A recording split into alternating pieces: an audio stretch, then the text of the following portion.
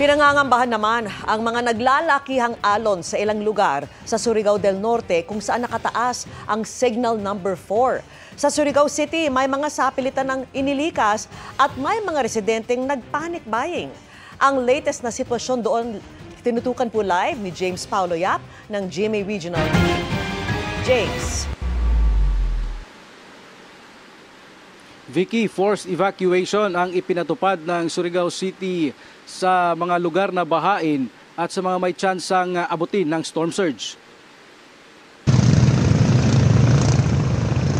Pasado alas 7 ng umaga pa lang, may kasabay ng pabugso-bugsong hangin ang mga pag-ulan dito sa Surigao City. Dito nga sa Purok Rojas sa Barangay Washington ay puspusan na ang paghahanda ng ilang mga residente. Itong isang puting bahay ay tinalian na nga ng lubid ang kanilang bubong upang hindi ito madala kung sakali mang lumakas pa ang hangin. Gapon pa yan tinalian ko. Bakit, sir? Kung malakas na hangin, baka masira pa. Kagabi pang may lumikas tulad ng mga taga-barangay Washington na nagpuntang CVGS Central School. Paniguro lang kasi may mga apo ako marami. At pagsapit ng pasado alas 2 ngayong hapon, ay ipinatupad na ang forced evacuation sa mga nakatira sa delikadong lugar. Base sa forecast ng Pag-asa, posibleng makaranas ng hanggang 3 metrong taas na daluyong o storm surge sa mga baybayin ng lungsod. Hindi lahat ng barangay may mga hazard areas. So may mga portions lang, may sitio or ipurok or certain number of households. Malapit kami sa dagat. Nanigurado lamang para safety kami. Ilang mga residente naman ang namilinan ng grocery supplies bilang paghahanda sa bagyo.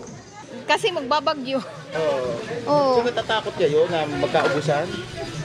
Parang gano'n na nga po. Ano po yung parang gano'n? Magkakaubusan ng pagkain. Kaya bibili ako. Kahapon nga, may nagpanic buying ayon sa City Hall dahil sa mga anunsyong hindi magbubukas ang mga supermarket at mga bangko ngayong araw. Pero agad naman daw nila itong naresolba. We were able to make recommendations for them to open today para to give way also for preparation ng mga tao kung kailangan nila mamili, kailangan nila mag-secure ng pera. So we're very thankful na wala nang panic buying.